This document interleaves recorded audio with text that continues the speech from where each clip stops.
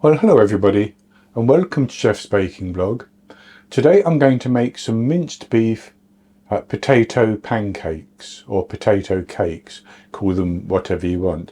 So these are going to be little discs of mashed potato which have been filled with some minced beef, and then they're going to be fried to create a nice golden coating on the outside. Not a difficult recipe, and you do this on the stove top.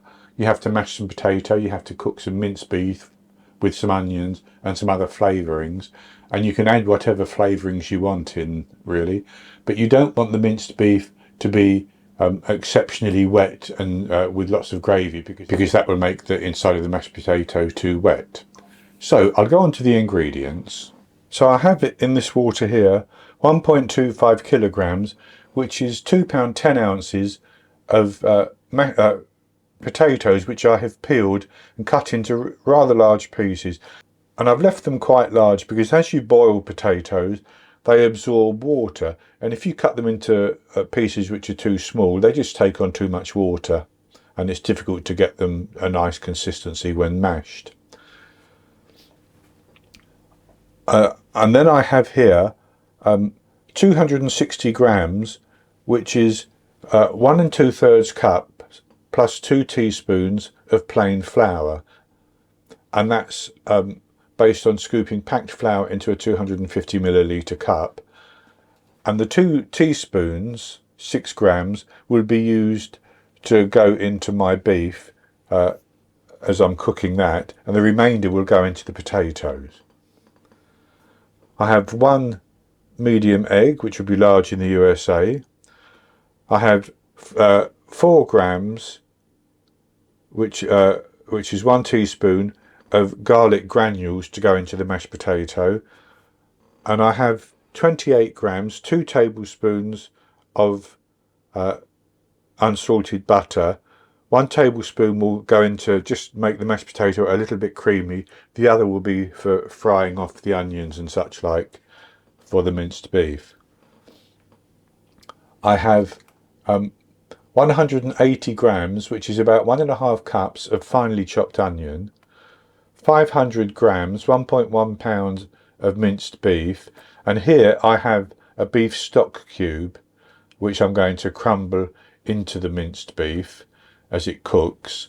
You can use any stock cube, you can use some bouillon powder, whatever you want basically. I have 2 cloves of garlic, which I have minced quite finely, 5 millilitres, 1 teaspoon of Worcestershire sauce, and 15 millilitres, 1 tablespoon of tomato paste. So that's, and here I have oil, and this is vegetable oil, and I'm not going to specify an amount. I need 1 tablespoon, 15 millilitres, to fry off my onions. The remainder is for frying the potato pancakes, and how much you need depends on the size of the pan that you're using, but you need to shallow fry them, so you can judge that for yourself.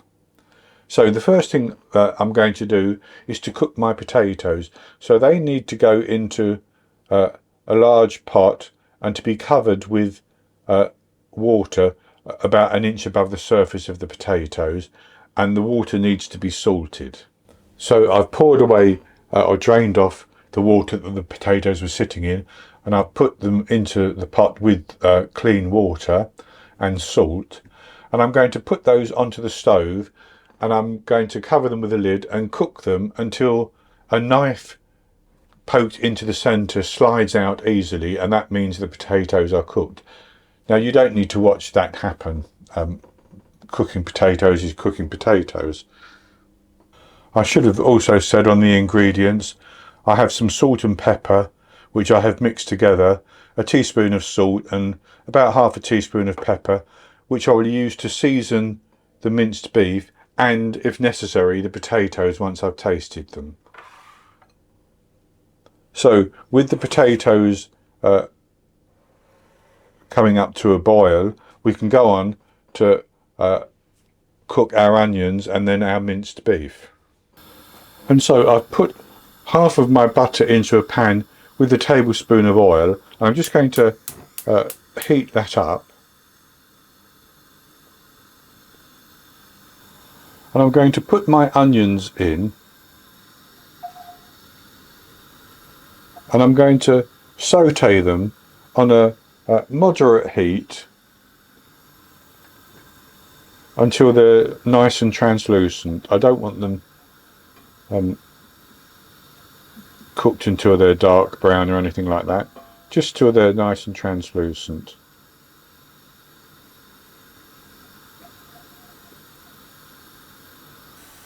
And my onions have softened somewhat now, and they've turned a nice translucent colour, so I'm going to put my minced beef in, and I'm going to cook that through.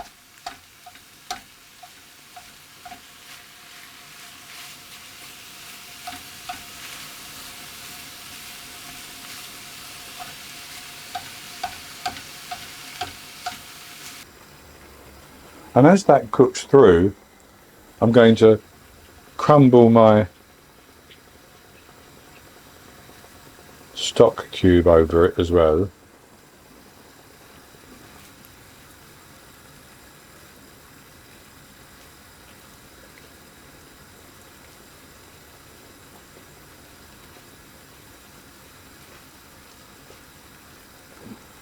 And I'll sprinkle in some of the salt and pepper.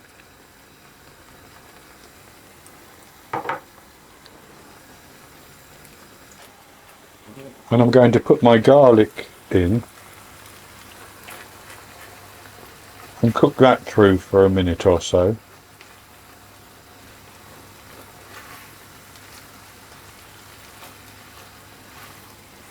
And then I'll add in my Worcestershire sauce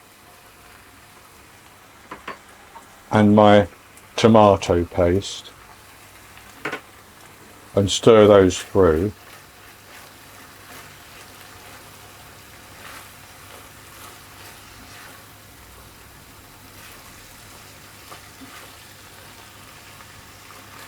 And then I'm going to sprinkle over my couple of teaspoons of flour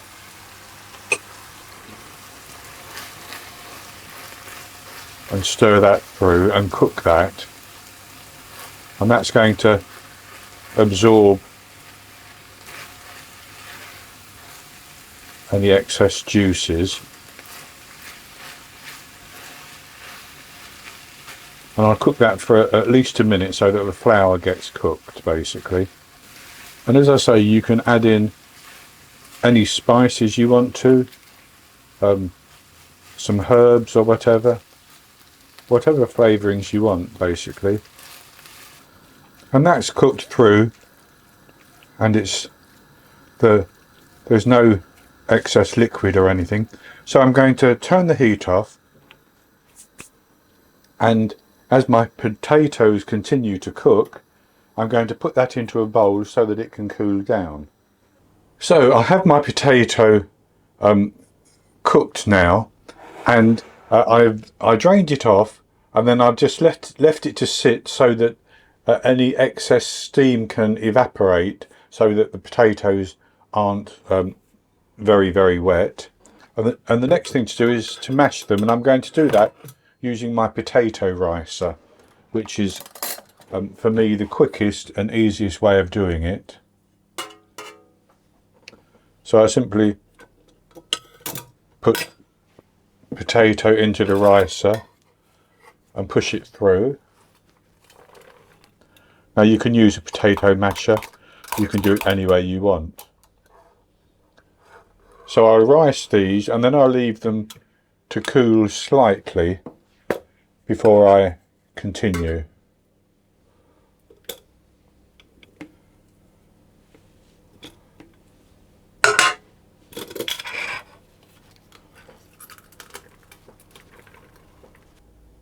And with that riced, I'm going to sprinkle over my little bit of garlic granules. I'm going to add in my tablespoon of butter, and I'll give that a stir around.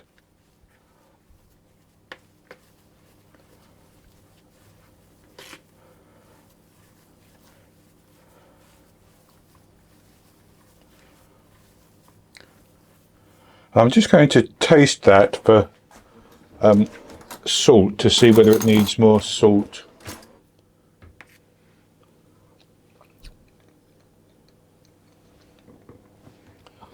No, that's fine. And I'm going to leave it for a couple more minutes before I put my egg in.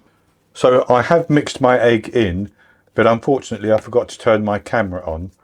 So I mixed it through, and that's ready for the flour. So I'll put the flour in, and I'm going to mix that until that's stirred through completely and we have a nice stiff mixture basically.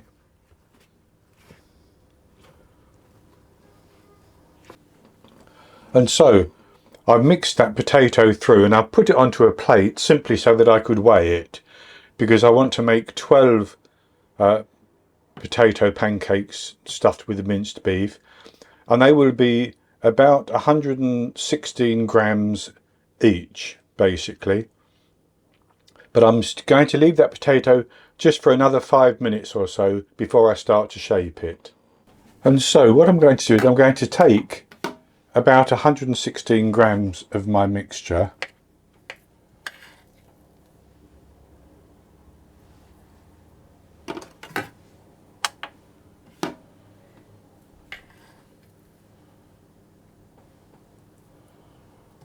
like that, and I'm just going to press that down on a floured surface,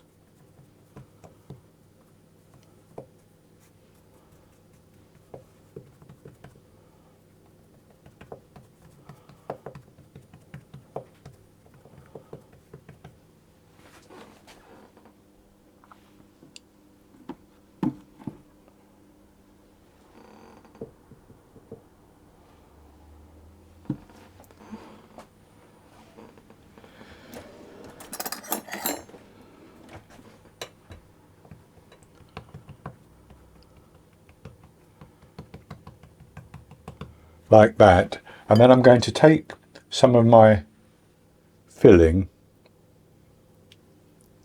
and I'm not going to put too much in,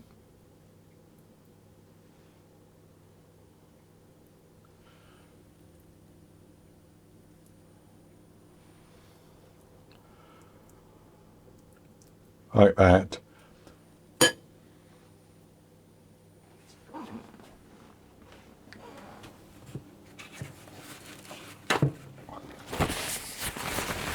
And then I'm going to lift the potato up around it and encase it.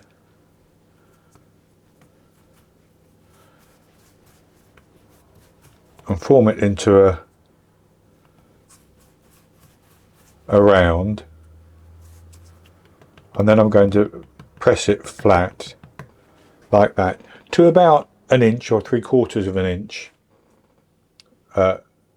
thick. I'm going to then put that onto a floured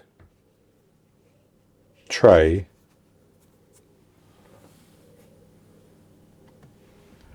and do the same with the remainder. So I've formed 12 potato pancakes with the minced beef inside them, and I'm going to fry off 6 of them. The other 6 I'm actually going to put in the fridge, and then I'm going to freeze them so that I can cook them later. But I'll fry off 6, and to do that I need to heat some oil over a moderate heat in a frying pan, and then fry 1 or 2 of these at a time. And so my oil is hot, and I've decided I'm going to fry mine individually. And I'm going to cook them on each side until they're have turned a nice sort of golden to dark brown colour.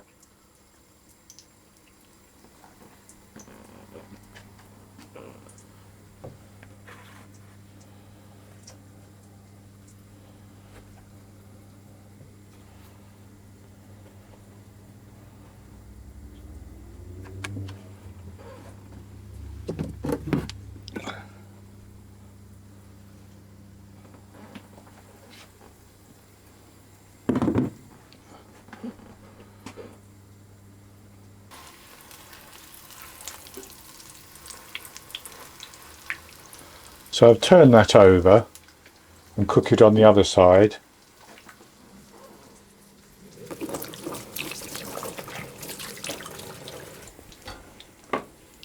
And I'll just turn that again to check it.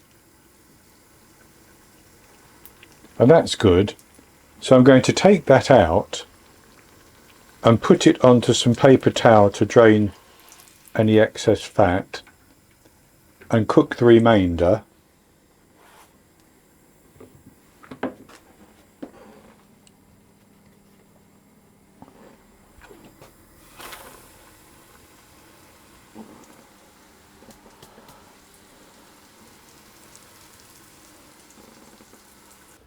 So I cooked 6 of my potato pancakes and I put them onto some paper towel to drain them a little bit. So this is what they look like, and I've cut one in half just so that you can see inside. And so you can see the minced beef there. And I'll have a taste of the one that I've cut.